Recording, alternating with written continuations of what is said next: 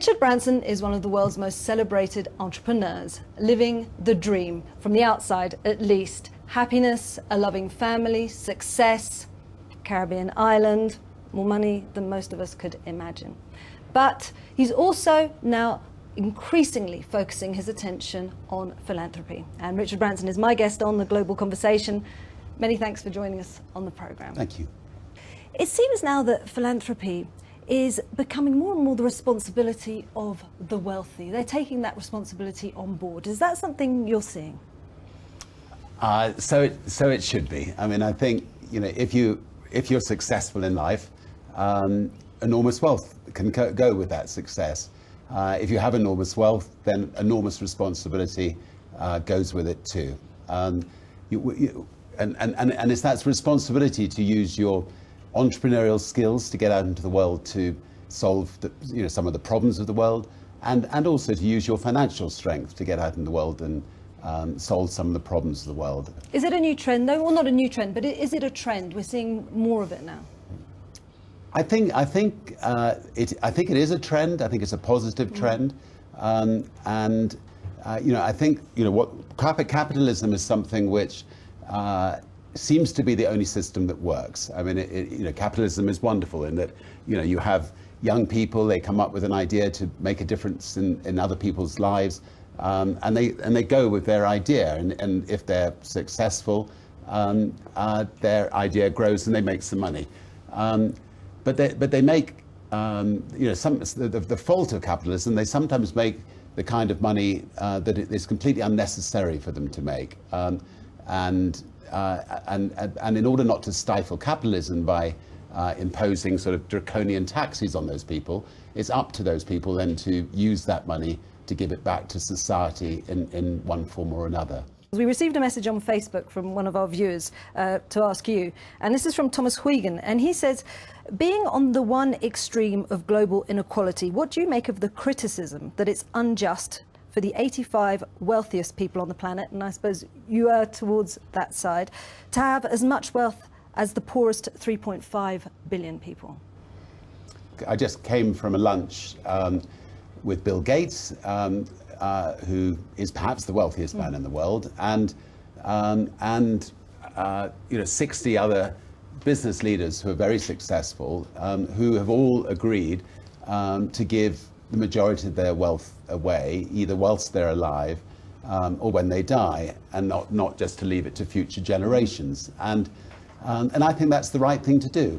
The good thing about these people is they're also entrepreneurially minded, so they can also see problems in the world which can be tackled using their entrepreneurial skills and their money. Because you've also pledged to give up half of your fortune, haven't you, as part of this pledge? At least half, yeah. I think entrepreneurs can see problems perhaps slightly differently than some other people, and often they can get problems. I mean, let's say last month the president, that Uganda passed a law to say that a very anti-human rights law saying that gay people would be put in prison for life. If you didn't report a gay person, you'd be put in prison for life. Incredibly dangerous, homophobic, horrible law. We got together a group of business people who could talk to the president, and the president, changed his mind and vetoed the law. So I think that business people have quite a lot of clout in the world, and if we use our clout positively, we can change the world for the better. Yeah, because you're involved in so many different issues. You mentioned gay rights, but there's also gender equality, there's climate change, there's conflict resolution. You don't seem to get overwhelmed by it, though. You seem to feel, I get the impression you really do think we can resolve it. So you're saying one problem at a time in some respects. I just got off the phone before I came in here with an organisation called the Elders that we set up, which Kofi Annan is the chairman of, and just said, Ukraine, look, 3 people got killed on the streets. We ought to consider whether a group like the Elders could go into Ukraine and see if they can help resolve a conflict before it becomes like a Syrian situation with hundreds of thousands of people being killed. And often, conflicts, it's right at the very beginning of conflicts that, if you move quickly enough, if you can, get the leader of the opposition and the leader of the country together, and say, for the sake of your country, please, compromise, and don't let this, go into a Syrian situation. You can resolve that conflict. And the elders, for instance, did that in Kenya when Kenya was falling apart a few years ago, and they managed to get that resolved. I think if you're in a position to make a difference, you've got to try to make a difference. Well, the young are finding life pretty tough at the moment, mass unemployment. I think young entrepreneurs find it difficult to meet those challenges that life kind of raises. So we received a tweet from a young guy called Edmund Graham, and he said, how can one thrive in an average world where opportunities are limited? What's your advice to these young guys trying to make it? You help them. Yeah, look, to become an entrepreneur is not easy, and a lot of people who try to become entrepreneurs, they fail along the way. But good ones pick themselves up and they try again until they succeed. And what an entrepreneur needs to do, first of all, is come up with an idea that will make a positive difference to other people's lives. And if you've got an idea that's going to make a positive difference to other people's lives, you've got a chance of building a business. And then you need to get a great group of people around you who believe in what you're trying to do. And then you need to just say, screw it, let's do it, and get on and try it. It sounds easier said than done, and I know how difficult it is. I mean, when I started in business, age 15, I would stand outside, concerts, handing out leaflets for a small little mail order company, trying to sell records, and as people sent me in the money, I'd then go and buy the records and then send it to them, and so. It can be a very hand-to-mouth existence to start up and build a company, but enormously rewarding if you succeed. Not everyone is going to succeed as an entrepreneur, but it's worth giving it a try. Would I be wrong in saying that one of your mantras as well is to have fun along the way? You're kind of pretty well known for the pranks that you pull and the. I think life is short. Life should be fun, and it should be fun. It should be if the chairman of the company is having fun. If you go to a party and if I let my hair down and I'm the first to be thrown in the swimming pool and I'm not just standing in the corner of the room sipping sherry or something, then everybody will have a laugh and everybody will have it fun. If you're chairman of the company, be the first to dance on the table. Just get everybody else up dancing on the table and make sure the party's a laugh. So, so play hard and work hard, and follow certain principles in life.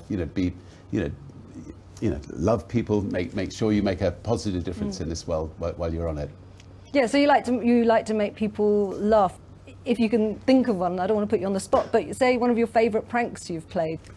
Well, let's see. British Airways have always been a big competitor of Virgin, and they were sponsoring the London Wheel, which is opposite the House of Commons, and the wheel was lying on the ground, and they got all the world's press to come and see them erect this wheel. And I got a call at 6 in the morning saying they can't get the wheel up. Well, we had an airship company that was half an hour from London, so I rang up the airship company, I scrambled an airship, and it flew straight over the wheel, and it had a big sign on the side of it, BA can't get it up. So that sort of thing, we like to have some fun at our competitors' expense. And we got the front pages of every newspaper and most television companies that day. You're also involved in very exciting ventures. There's philanthropy on the one side, but you haven't given up your business ventures entirely either. And I think Virgin Galactic must be one of the most exciting things happening at the moment. Are we really going to see a commercial spaceflight this year? We are definitely going to see a commercial spaceflight this year. It'll be mid this year, and I'll be going out with my children, and it will be it'll be ridiculously exciting. I mean, we built the mothership, we built a spaceship, we built a spaceport in New Mexico. We're beginning to build satellites to go with, to put up there with the spaceship. Will enable, I think, in my lifetime, hundreds of thousands of people to become astronauts, will enable the cost of telephony and internet access to come down dramatically. We'll be able to reach people, the 2 billion people who don't have it.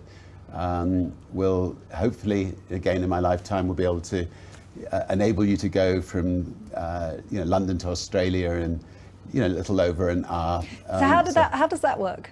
Well, this is going to be sort of 10, 15 years ahead, this particular aspect of it. But if we can put a spaceship into orbit and then drop it back down into Sydney, you'll be traveling at 18,000 miles an hour. So basically, the time in the journey is going to be. So the Earth rotates. If you put anything into orbit, it'll go at 18,000 miles an hour. So it's just going to be the time of takeoff and landing that's going to, and when you look out of the window on your journey, you'll be looking back at the Earth, and you'll have the ride of a lifetime. So I think it'll be a very popular service one day. It seems to be the stuff of fantasy, and I've also heard that you're thinking about building a space hotel. Yep, I mean, I think if you're going to send people to space, there's some people who want to stay there for a week or two. So, there's already a wonderful man called Bigelow who has actually now got everything ready for hotels in space, and we'd love the first serious space hotel to be Virgin Hotels. When would that be? What kind of time frame are you looking at for that? I think about 5 years from now. Really? Okay. Yeah. And how much would a room cost per night? We've still got to have to work that one out. I think, as always with these things, it's going to be expensive initially. The people who can afford it will enable us to bring the prices down for those people who can't afford it. So one day, hopefully, hundreds of thousands of people will be able to afford it, and not just the wealthy few. Have you become so inextricably linked to the Virgin brand? You've almost become a brand in yourself. Do you worry that as you extricate yourself from Virgin... So you're going to say when you die again? Anyway, just say, okay. just say. When you die, when you pop your clogs, will Virgin die with you? I don't think so. I think, Apple hasn't died. Steve Jobs is no longer. And I think Virgin is well established as a brand now globally, that it will live on. I've got wonderful people working at Virgin. I've got two delightful adult children who are very, very capable. I don't think any of them will want to see all the effort we put into building Virgin wasted. And we want Virgin, to be, a company which we can be proud of, but more to the point, we want Virgin to be, the greatest force for good company in the world and making a real difference in the world. And that's something that everybody who works for Virgin can be really proud of. You were just mentioning your kids, and it brings back to me the fact that when you're doing your balloon trips around the world, you wrote goodbye notes to your children because you thought it was so risky you could die on the trip. And I guess like most adventurers then, does that mean that your lust for adventure is stronger than your love for my children? Love for your children, your love for life? Well, look, I think it's a very good question, and being a responsible father or mother, you should most likely just sit at home and watch television and not embark on grand adventures. Having said that, now my children have grown up. But they were young at that point, though. Yeah, but now they've grown up. They've climbed Mont Blanc with me. We've tried to break the transatlantic sailing record together. We've kite surfed across the English Channel. We're going to space together. That zest for adventure is something which is inbred in our family. And if we lose one of us in that zest for adventure, we will know that we've gone out doing something that we wanted to do, that is really challenging ourselves, rather than dying in a road accident or whatever other way it happened. Razvan Zapodenu asked, "Are you afraid of anything? Are you afraid of something?" That's precisely how he put it. Yeah, I mean, look, I love life, and therefore, if you love life, you don't want to part early from life. And I have, in my balloon attempts, I think I was pulled out of the sea 5 times by helicopters. So, so I've been fortunate to have survived. Obviously, I would hate for my children ever to be ill, or and that's something that you know, as a father, you know, good health is all that matters. But you know, as long as our family and friends are healthy, then I'm afraid of little. This was a question from Sana Mina, and she said, does money make you happy or not? When I started off, not thinking of myself as a business person, but thinking of myself as wanting to make a difference in the world. So I started a magazine to campaign against the Vietnamese War, the Biafran War in Africa, and money was just a means to try to get enough money in to pay for the magazine to make sure it could come out every week. And ever since then, I've created things where I think it can make a difference in the world. Hopefully, at the end of the year, more money comes in than goes out to pay the bills. Money is useful to, if your children are ill, if you want to get a decent education, if you want to have a holiday a year, there are some basic necessities with money. But once you've actually, you had your breakfast, lunch, dinner, and done those things, money's not that important. Now, if you have money, therefore you just must make the best of it and make good use of it, and use it to transform the world.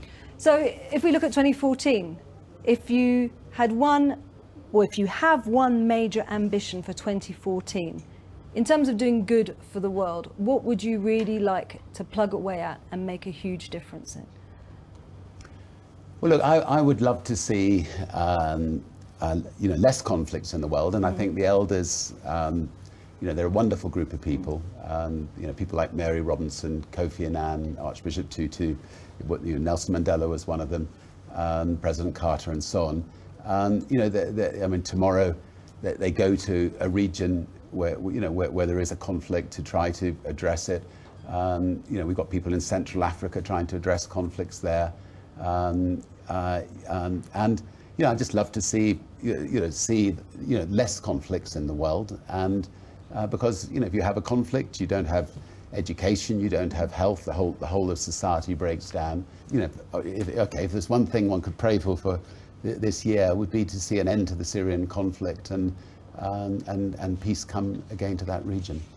Now, I began the interview by saying that you're incredibly lucky. You have so many things in life. You live a dream life for many of us. But that success, comes with work.